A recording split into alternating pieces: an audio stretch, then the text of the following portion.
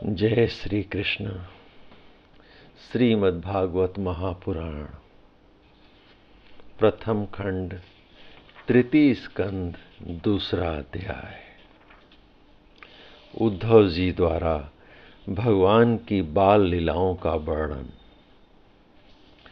जय श्री कृष्ण। श्री सुखदेव जी कहते हैं, जब विदुर जी ने परम भक्त उद्धव से इस प्रकार उनके प्रियतम श्री कृष्ण से संबंध रखने वाली बातें पूछी, तब उन्हें अपने स्वामी का स्मरण हो आया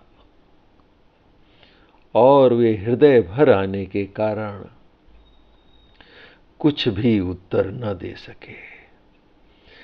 जब ये 5 वर्ष के थे, तब बालकों की तरह खेल में ही श्री कृष्ण की मूर्ति बनाकर उसकी सेवा पूजा में ऐसे तन्मय हो जाते थे कि कलेवे के लिए माता के बुलाने पर भी उसे छोड़कर नहीं जाना चाहते थे। अब तो दीर्घ काल से उन्हीं की सेवा में रहते रहते वे बूढ़े हो चले थे। अतः विदुर जी के पूछने से उन्हें अपने प्यारे प्रभु के चरण कमलों का स्मरण हो आया। उनका चित्त विरह से व्याकुल हो गया। फिर वे कैसे उत्तर दे सकते थे। उद्धव जी श्री कृष्ण के चरणाबिंद मकरांद सुधा से सरोवर होकर 2 घड़ी तक कुछ भी बोल नहीं सके। तीव्र भक्ति योग से उसमें डूबकर वे आनंद मग्न हो गए। उनके सारे शरीर में रोमांच हो आया तथा मूंदे हुए नेत्रों से प्रेम के आंसुओं की धारा बहने लगी। उद्धव जी को इस प्रकार प्रेम प्रवाह में डूबे हुए देखकर विदुर जी ने उन्हें कृत्य माना। कुछ समय बाद जब उद्धव जी भी भगवान के प्रेम धाम से उतरकर पुनः धीरे धीरे संसार में आए, तब अपने नेत्रों को पोंछकर भग बल्लिमाओं का स्मरण हो आने से विस्मित हो विदुर जी इस प्रकार कहने लगे।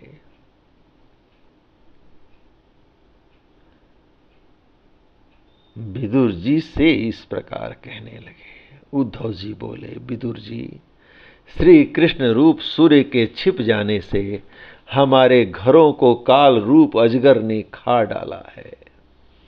वे श्रीहीन हो गए हैं। अब मैं उनकी क्या कुशल सुनाऊं।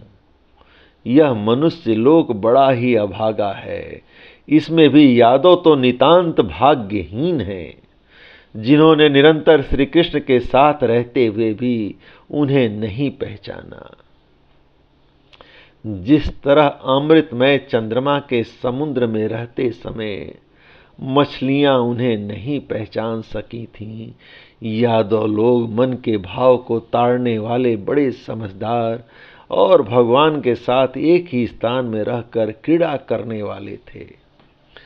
तो भी उन सब ने समस्त विश्व के आश्रय सर्व अंतर्यामी श्री कृष्ण को एक श्रेष्ठ यादव ही समझा। किंतु भगवान की माया से मोहित इन यादों और इनसे व्यर्थ का बैर ठानने वाले शिशुपाल आदि के अवहेलना और निंदा सूचक वाक्यों से भगवत प्राण महानुभावों की बुद्धि भ्रम में नहीं पड़ती थी। जिन्होंने कभी तप नहीं किया, उन लोगों को तो इतने दिनों तक दर्शन देकर अब उनकी दर्शन लालसा को तृप्त किए बिना ही वे भगवान श्री कृष्ण अपने त्रिभुवन मोहन श्री विग्रह को छिपाकर अंतर ध्यान हो गए। इस प्रकार उन्होंने मानो उनके नेत्रों को ही छीन लिया। भगवान ने अपनी योग माया का प्रभाव दिखाने के लिए मानव लीलाओं के योग्य जो दिव्य श्री विग्रह प्रकट किया था, वह इतना सुंदर था कि उसे देखकर सारा जगत तो मोहित हो ही जाता था। वे स्वयं भी विस्मित हो जाते थे। सौभाग्य और सुंदरता की पराकाष्ठा थी उस रूप में। उससे आभूषण भी विभूषित हो जाते थे। धर्मराज युधिष्ठिर के राजसूय यज्ञ में जब भगवान के उस नयनाभिराम रूप पर लोगों की दृष्टि पड़ी थी, तब त्रिलोकी ने भी यही माना था कि मानव सृष्टि की रचना में विधाता की जितनी चतुराई है सब इसी रूप में समाई है। जय श्री कृष्ण। उनके प्रेम पूर्ण हास्य विनोद और लीलामय चितवन से सम्मानित होने पर वज्रबालाओं की आंखें उन्हीं की ओर लग जाती थीं और उनका चित्त ऐसे तल्लीन हो जाता था कि वे घर का काम धंधे को अधूरा ही छोड़कर जड़ पुतलियों की तरह खड़ी रह जाती थीं।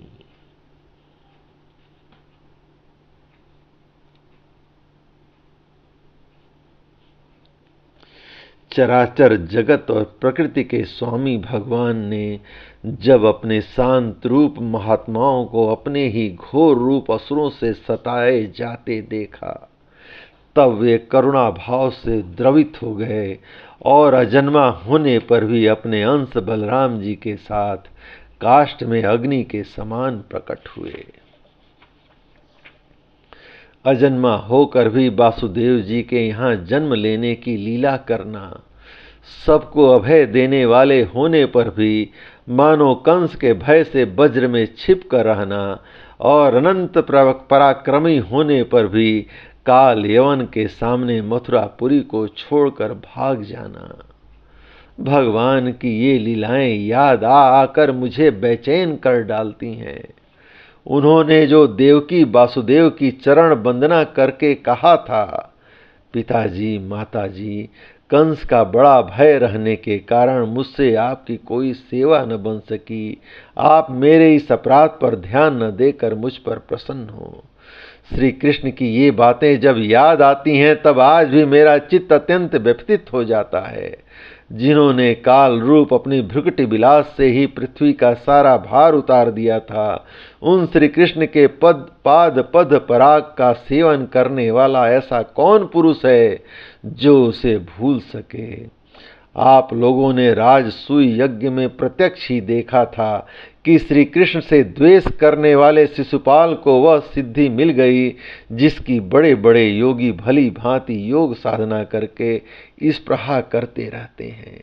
उनका विरह भला कौन सह सकता है। शिशुपाल के ही समान महाभारत युद्ध में जिन दूसरे योद्धाओं ने अपनी आंख से भगवान श्री कृष्ण के नयनाभिराम मुख कमल का मकरंद पान करते हुए अर्जुन के बाणों से बिंधकर प्राण त्याग किया, वे पवित्र होकर सब के सब भगवान के परम धाम को प्राप्त हो गए। स्वयं भगवान श्री कृष्ण तीनों लोकों के अधीरेश्वर हैं, उनके समान भी कोई नहीं है, उनसे बढ़कर तो कौन होगा। वे अपने स्वतः सिद्ध ऐश्वर्य से ही सर्वदा पूर्ण काम हैं। इंद्रादि असंख्य लोकपालगण नाना प्रकार की भेंटें लाकर अपने मुकुटों के अग्रभाग से उनके चरण रखने की चौकी को प्रणाम किया करते हैं। विदुर जी, वे ही भगवान श्री कृष्ण राज सिंहासन पर बैठे हुए उग्रसेन के सामने खड़े होकर निवेदन करते थे, देव हमारी प्रार्थना सुनिए। उनके इस सेवा भाव की याद आते ही हम जैसे सेवकों का चित्त अत्यंत व्यथित हो जाता है। पापनी पूतना ने अपने स्तनों में हलाहल विष लगाकर श्री कृष्ण को मार डालने की नीयत से उन्हें दूध पिलाया था। उसको भी भगवान ने वह परम गति दी जो धाय को मिलनी चाहिए। उन भगवान श्री कृष्ण के अतिरिक्त और कौन दयालु है जिसकी शरण ग्रहण करें।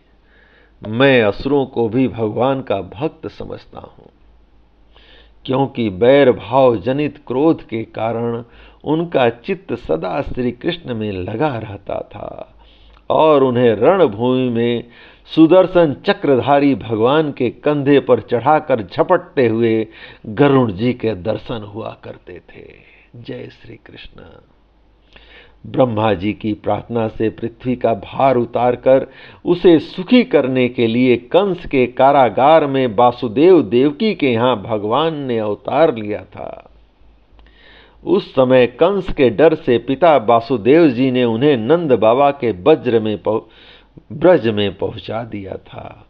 वहां वे बलराम जी के साथ 11 वर्ष तक इस प्रकार छिप कर रहे कि उनका प्रभाव ब्रज के बाहर किसी पर प्रकट नहीं हुआ। यमुना के उपवन में जिसके हरे भरे वृक्षों पर कलरव करते हुए पक्षियों के झुंड रहते हैं, भगवान श्री कृष्ण ने बछड़ों को चराते हुए ग्वाल बालों की मंडली के साथ विहार किया था।